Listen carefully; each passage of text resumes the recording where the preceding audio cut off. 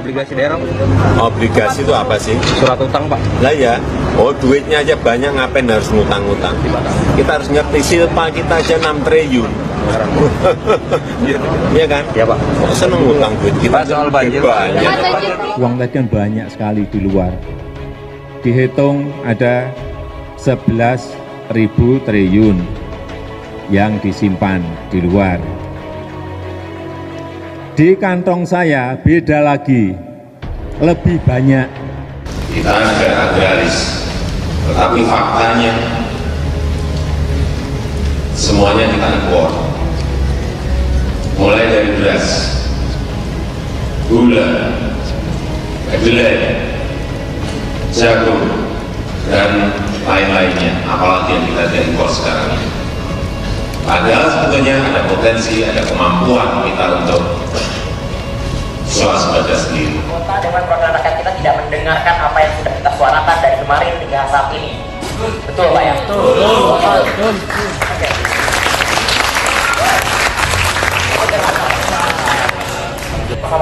Intinya, hari ini kami berikan mosi tidak percaya kepada Dewan Perwakilan Rakyat. Karena hari ini kami merasa kecewa. Pertama, tidak boleh ada satupun yang mempolitisir agenda kami untuk menuntaskan reformasi.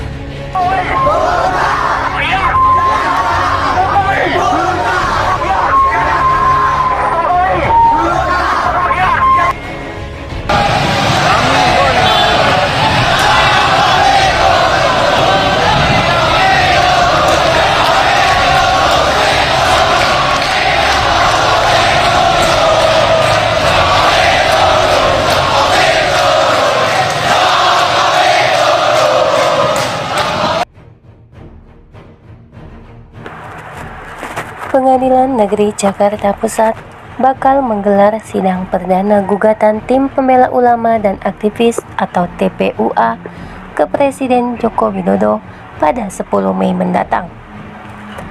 Gugatan itu terregister dengan nomor perkara 266-PDT-G 2021 PN Jakarta Pusat tertanggal Jumat 30 April.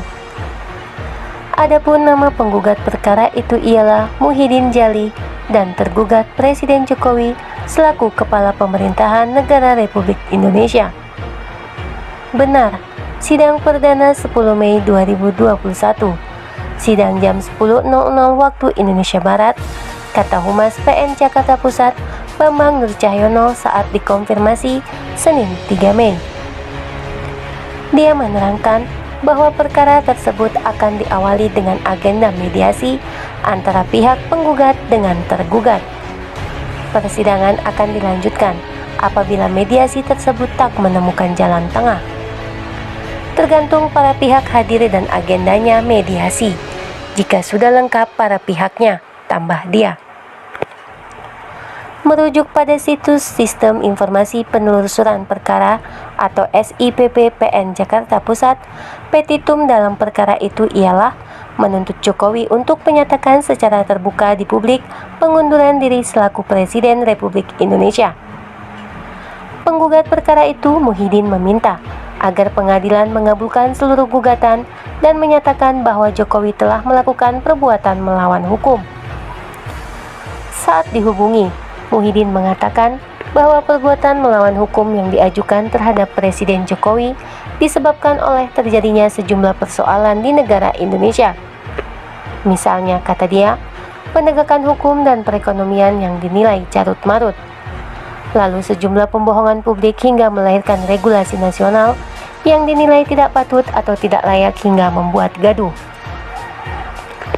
Belum 24 jam TPUA atau Tim Pembela Ulama dan Aktivis layangkan gugatan terhadap Presiden.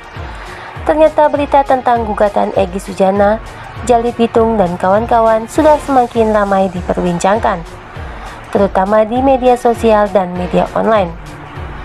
Tak luput pula hal tersebut mendapat tanggapan miring dari pihak istana, sebagaimana yang diutarakan oleh Ade Irfan Pulungan dari kantor staf Presiden. Sebagaimana dilansir siang tadi, Ade Irfan Pulungan mengatakan bahwa TPUA harus belajar hukum lagi. Kantor staf Presiden atau KSP angkat bicara mengenai gugatan TPUA tersebut.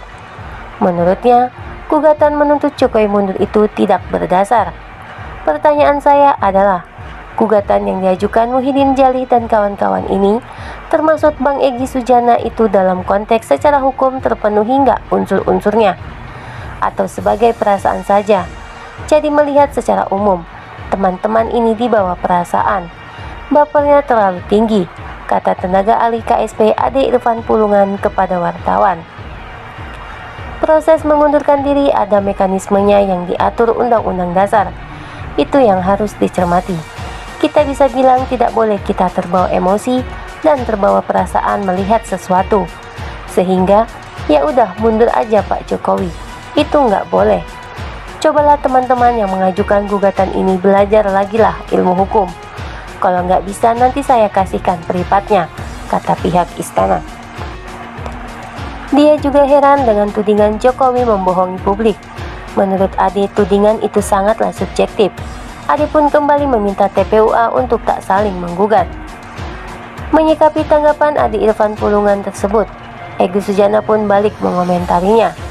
Menghina kapasitas orang itu tanda tidak berilmu, juga menafikan fakta-fakta dan data-data yang setidaknya 66 janji Jokowi yang tidak ada realisasinya, kata Egy Sujana Sabtu 1 Mei 2021. Tolong perhatikan gaya kepemimpinan Fir'aun lewat surat Al-Qasas ayat 4 dan 39. Ada 6 hal penting, yaitu berbuat sewenang-wenang, memecah belah rakyatnya, menindas rakyatnya, membunuh karakter juga fisik rakyatnya, berbuat kerusakan. Fir'aun berlaku sombong beserta para bala tentaranya. Lihat persamaannya yang terjadi di negeri kita yang kita cintai saat ini, sambung Egy Sujana mengingatkan. Jika Adinda Ade Irfan Pulungan cerdas, maka akan menyadari kekeliruannya. Semoga Allah Subhanahu wa Ta'ala memberi hidayah pada kita semua. Amin, pinta Egy Sujana seraya mengakhiri pembicaraannya. Dalam petitumnya, TPUA meminta Jokowi untuk mengundurkan diri. Mereka juga meminta pengadilan menghukum Jokowi membuat pernyataan tertulis. Berikut petitium penggugat. 1. Menuntut tergugat untuk menyatakan secara terbuka di publik pengunduran dirinya selaku Presiden Republik Indonesia. 2. Menerima gugatan perbuatan melawan hukum secara material dalam fungsinya positif ini. 3. Mengabulkan seluruh gugatan ini. 4. Menyatakan tergugat melakukan perbuatan melawan hukum dalam fungsinya positif atau melakukan perbuatan tercela atau perbuatan tidak patut atau perbuatan tak terpuji. 5. Menghukum tergugat untuk membuat pernyataan tertulis di muka publik atas kesalahan tersebut, yaitu melakukan perbuatan tercela atau perbuatan tidak patut atau perbuatan tak terpuji.